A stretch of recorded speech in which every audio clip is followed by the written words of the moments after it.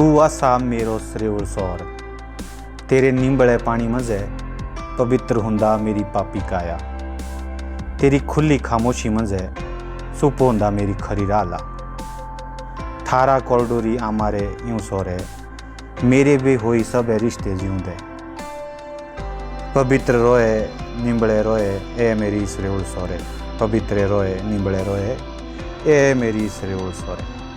यह पंक्तियाँ जो मैंने आपको यहाँ सुनाई इनके रचयिता प्रोफेसर वर्याम सिंह नेगी जी हैं। वर्याम गुरु जी हिमाचल प्रदेश की शान और सिराज क्षेत्र के जाने माने परम विद्वान मनीषी व्यक्ति है जो कि रूसी भाषा और लोक साहित्य के स्तंभ के रूप में जिज्ञासुओं और शिक्षार्थियों द्वारा देखे जाते हैं। उनके पहाड़ी कविता संग्रह प्रियाशे आपने से यह कविता सरेउल सौर के बोल यहाँ पर मैंने लिए हैं। मैं इस समय तीर्थन घाटी में बंजार क्षेत्र में। नमस्कार दोस्तों, माउंटेन मिस्ट्रीज एंड लाइफ में आपका पुनः एक बार हार्दिक स्वागत है। दोस्तों मेरे साथ आज चलिए सौर सरेउल बूढ़ी माता के पवित्र धाम शिमला से मंडी होते हुए औट से दाईं और मुड़कर बंजार से जीभी शोजा होते हुए आप जलोड़ी पहुंच सकते हैं और जलोड़ी जोत से यहाँ आपको पहुंचने के लिए 6 किलोमीटर का साधारण सा पैदल रास्ता तय करना होगा। तीर्थन घाटी में घने घने वृक्षों के बीच छोटी सी नदी के किनारे पर बसा जीभी बहुत ही सुंदर स्थान है और ठीक उसके ऊपर 7 किलोमीटर शोझा अपने प्राकृतिक नज़ारों और सुंदरता से किसी भी व्यक्ति को आकर्षित करने के लिए सक्षम है। दोस्तों हम जलोड़ी पहुंच गए हैं। सरेउल यात्रा के लिए जो स्टार्टिंग पॉइंट है वो यही जलोड़ी जोत है। जलोड़ी जोत में महाकाली का ये जो मंदिर है जो मेरे पीछे आप देख पा रहे होंगे, ये महाकाली का मंदिर है। इसमें माथा टेक के जो है श्रद्धालु सरेउल यात्रा के लिए आगे बढ़ते हैं। 5 से 6 किलोमीटर का ट्रैक ये कैसा होने वाला है मैं आपको रास्ते में चलते हुए बताता हूँ। यह जगह जो आप देख रहे हैं यह है रघुपुर फोर्ट। यह एक शानदार स्थान है। ट्रैकिंग के शौकीन लोग यहाँ पहुँचते हैं, लेकिन यह एक मर्यादित देवीय स्थान है और यहाँ पहुँचने के लिए जोत से लगभग 1 घंटा लगता है। लेकिन इस ट्रैक के लिए थोड़ी सी चढ़ाई चढ़नी पड़ती है। मेरे साथ इस सफ़र में है मेरे छोटे भाई महेश ठाकुर। दोस्तों सर्दियों के मौसम में यहाँ यात्रा बंद हो जाती है। इसका मुख्य कारण है यहाँ की भौगोलिक दुर्गम परिस्थितियाँ। बंजार घाटी में सबसे अधिक बर्फ़ वाली जगहों पर यह स्थान है। जलोड़ी जोत के रास्ते को तो प्रशासन फिर भी खोल दिया करता है, किंतु पैदल रास्ते केवल बर्फ़ के पिघलने के बाद ही साफ दिखाई देते हैं। जलोड़ी पास को ओल्ड ब्रिटिशर्स रूट भी कहा जाता है क्योंकि कुल्लू पहुंचने के लिए गर्मियों में अंग्रेज लोग और यहाँ के स्थानीय लोग इस रास्ते का इस्तेमाल किया करते थे। जलोड़ी पास या जलोड़ी जोत को आप इस तरह से देख सकते हैं जैसे एक पर्वतीय चोटी और इसकी तलहटी में एक और वैदिक नदी सतलुज बह रही है और दूसरी ओर विपाशा यानी कि व्यास। घने घने जंगलों के बीच से होता हुआ यह रास्ता आपको कतई थकने नहीं देगा। मैं यहाँ तीसरी बार आ रहा हूँ, लेकिन एक बार बहुत अधिक बर्फ़ होने के कारण मैं यहाँ से आगे नहीं जा पाया था। देखिए दोस्तों, जो ये यहाँ पर प्राकृतिक झील बनी है इसे सौर कहा जाता है और इस माता का नाम जो है सरेउल माता है, तो इसलिए इसे सरेउल सौर कहा जाता है। स्थानीय भाषा में इसे सरेउल सौर कहते हैं। और इस सौर में स्नान करने के लिए इनके पुत्र जैसे कुईकांडा नाग जी महाराज, चौतरू नाग जी महाराज यहाँ पर आते हैं, अपनी फेर के लिए आते हैं। इनके अतिरिक्त वैसे तो स्किरणी देवता भी यहाँ आते हैं और उसके अतिरिक्त भी कई देवता जो यहाँ पर अपनी फेर के लिए, दर्शनों के लिए और स्नान के लिए सरेउल सौर आते हैं। दोस्तों जो मेरे पीछे आप देख पा रहे हैं, हम इस पॉइंट को गेटवे ऑफ सरेउल कह सकते हैं। ये जो पत्थर है आप देख पा रहे होंगे, ऐसा लग रहा है जैसे खुद बनाया हुआ है, लेकिन मानव निर्मित लग रहा है। लेकिन ये कहते हैं यहाँ पर एक तांत्रिक होता था जिसने जोगनियों से जो है सिद्धियाँ प्राप्त कर ली थी। उसका नाम था उद्दूगडई। तो उद्दूगडई कौन था ये तो मैं आपको कभी और बताऊंगा। लेकिन उद्दूगडई जो तांत्रिक था वो इतना शक्तिशाली हो चुका था कि वह माता के पीछे, सिरोलसर माता यानी कि बूढ़ी नागिन के पीछे दौड़ता है और माता उसे चकमा देकर यहाँ से इस विशाल पत्थर को चीरती हुई निकलती है। तो ये रास्ता जो है वो कहते हैं कि ये माता ने खुद बनाया है। पहाड़ों की रीढ़ की हड्डी माने जाने वाला गद्दी समुदाय, भेड़ बकरी पालक, चरवाहे गर्मियों में इस जंगल में शरण लेते हैं। वनों और थाच, घास आदि के मैदानों के लिए इसका योगदान बहुत महत्वपूर्ण माना जाता है। इनसे जंगलों और पहाड़ों को नई ऊर्जा, शक्ति और गुण मिलते हैं। देखिए मित्रों, हम पहुंच चुके हैं सौर सरेउल। ये यहाँ से कुछ ही कदमों पे है और हमें बेल सुनाई दे रही है। यहाँ पर पूजा चल रही है, सरेउल सौर की पूजा हो रही है स्थानीय लोगों के द्वारा, स्थानीय देवताओं के द्वारा। ये यहाँ पर पूजा हो रही है।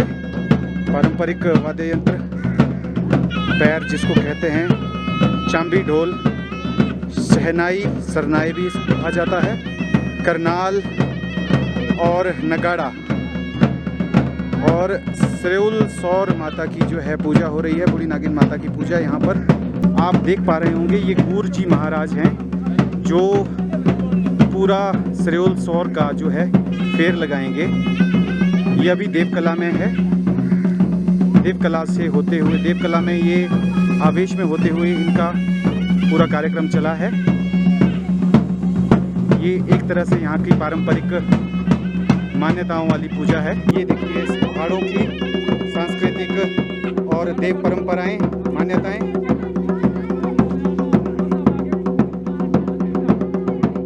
झील में जाना मना है। झील में सिर्फ किनारों पर सिर्फ और सिर्फ देवता महाराज के गूर जाते हैं। ये बलि विधान, बलि दे दी गई। इसके बाद देवकला में आते हुए गुरजी महाराज आ रहे हैं। अब झील का सौर का फेर लगाने के पश्चात देवता गुरजी महाराज बूढ़ी नागिन के मंदिर प्रांगण में यहाँ पर पूजा अर्चना करेंगे। उसके बाद विधिवत पूजा संपन्न हो जाएगी। इनके साथ पूरा यहाँ का जो इनकी शवाठी यानी इनका कार्य क्षेत्र का जो कुनबा रहता है उसके लोग भी साथ में रहते हैं। प्रत्येक घर से लगभग या एक टोली से एक व्यक्ति साथ रहता है।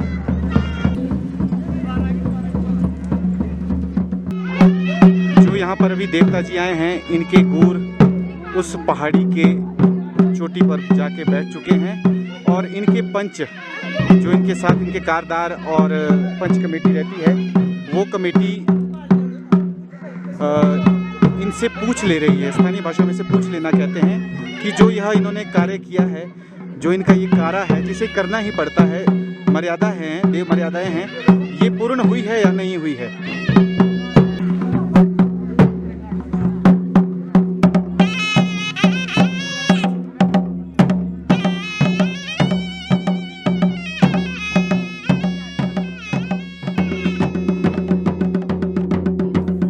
यहाँ देवताल बज रहा है। बूढ़ी नागिन माता का मूल स्थान घियागी बताया जाता है, जो कि घाटी के 18 नाग देवताओं की माता है। यह नाग देवता अपनी फेर के लिए झील में स्नान करने के लिए, शक्तियां अर्जित करने के लिए सरेउल सौर की फेर में आते हैं।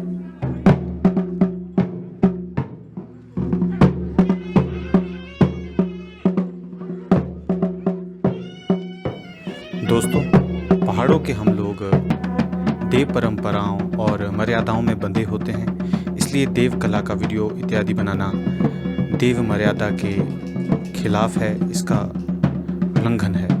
इसलिए यहाँ थोड़ी सी आपको झलक दिखाने की कोशिश कर रहा हूँ।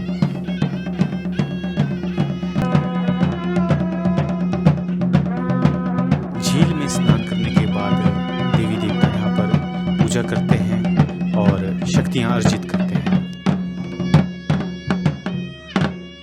मेरे साथ ये देवता जी के माफ़ कीजिएगा, मेरे साथ माता बूढ़ी नागिन के ये मुख्य पुजारी हैं। पुजारी जी, क्या नाम है आपका? डागुराम।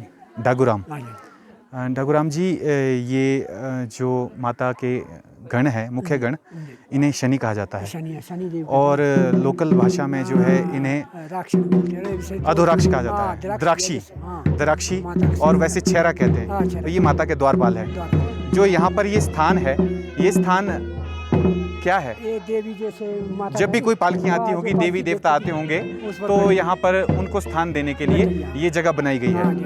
जी, धन्यवाद पुजारी जी। ठीक है जी, ओके। दोस्तों, ये है माता के मुख्य गण। वैसे शनि कहा जाता है इन्हें, लेकिन लोकल भाषा में द्राक्षी, छेरा। छोटों पर दया नहीं और बड़ों का डर नहीं। अचानक से यहाँ पर कौवे ही कौवे प्रकट हो गए हैं, क्योंकि ये देवता महाराज जी ने आवाहन किया। देवता महाराज जी यहाँ के स्थानीय देवता है, बनशीरा देवता। हर वर्ष बनशीरा देवता का रथ यहाँ पर आता था, लेकिन कोरोना काल के चलते कुछ पाबंदियाँ हैं, तो इस वर्ष यह लोग जो है अपनी देवठी से रथ नहीं लाए हैं, केवल बनशीरा जी की छड़ी आई है और गुरु देवता आए हैं। दोस्तों, इस क्षेत्र की कुछ अपनी मान्यताएं हैं, मर्यादाएं हैं। जब भी यहाँ पर कोई गाय किसी बछड़ा बछड़ी को जन्म देती है, तो उसके दूध से जो घी बनता है, उस घी को सबसे पहले यहाँ पर माता को चढ़ाने की परंपरा है। और जब भी कोई देवता यहाँ पर अपनी फेर के लिए आते हैं, तो वह इस मेरे पीछे जो आप ये शिला देख रहे हैं, इस शिला के एक सिरे से होते हुए पूरे झील की आउटर परिक्रमा, मतलब बाहर से जो है परिक्रमा करते हुए दूसरी ओर से ये जो मंदिर है, मंदिर के दूसरी तरफ से दोबारा से इसी स्थान पर वापस पहुंचते हैं। कहते हैं वो धार जो है अखंड रहनी चाहिए, इसकी अपनी एक मर्यादा है। ये घी की धार जो है ये टूटनी नहीं चाहिए। अगर ये धार टूट जाती है तो पुनः ये प्रक्रिया शुरू की जाती है। इसलिए विशेष ध्यान रखा जाता है कि इस धार को टूटने ना दिया जाए।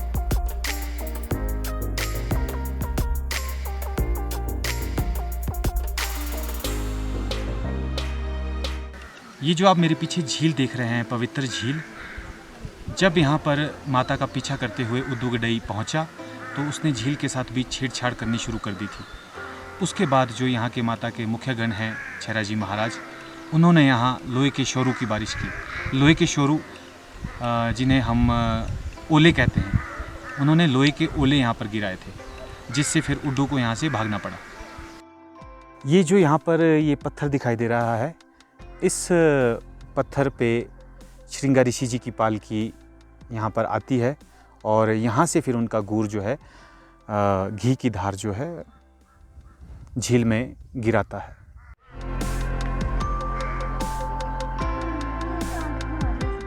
ये झील बहुत ही पवित्र मानी जाती है। कहते हैं पेड़ के तिनके भी यहाँ इस पानी में आकर नहीं गिरते।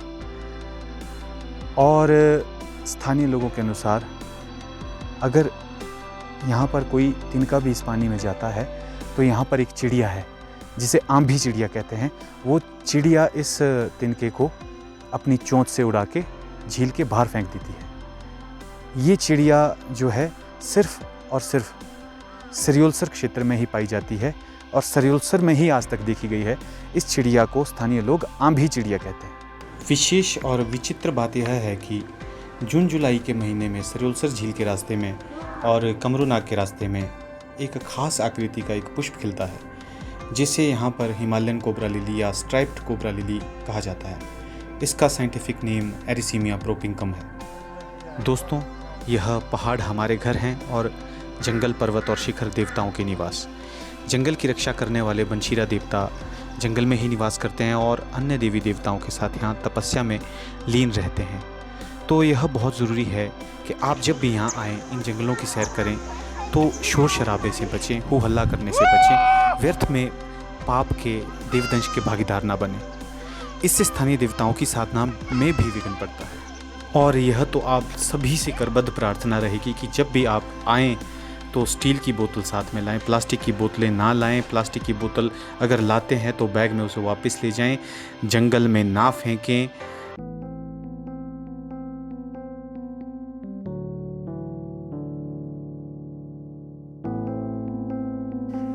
तो ये था हमारा आज का छोटा सा ट्रैक, सरोलसर यात्रा।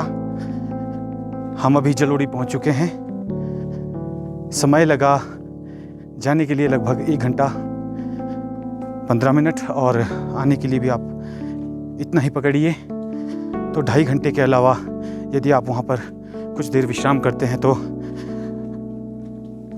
1 घंटा या आधा घंटा विश्राम कर सकते हैं। तो 3-4 घंटे लगभग आपके इस ट्रैक में लगेंगे। यदि आप चलने में थोड़ी आपको समस्या होती है तो आप 1.5 से पौने 2 घंटे में आप आराम से इस ट्रैक को, वन साइड ट्रैक को कर सकते हैं। और 1 दिन की ये यात्रा बहुत आपके लिए अच्छा अनुभव हो सकती है। तो दोस्तों, इस वीलॉग को यहीं विराम दूंगा। अगली कड़ी में फिर जुड़ेंगे किसी नई जगह के साथ और उम्मीद करता हूँ कि आपको जो ये हमारी कोशिश है यह अच्छी लगी होगी। अगर आपको हमारे प्रयास अच्छे लगे तो कृपया हमारे चैनल को ज़रूर सब्सक्राइब करें और इस वीडियो को लाइक और शेयर करें। बहुत बहुत धन्यवाद। नमस्कार। जय श्री राम।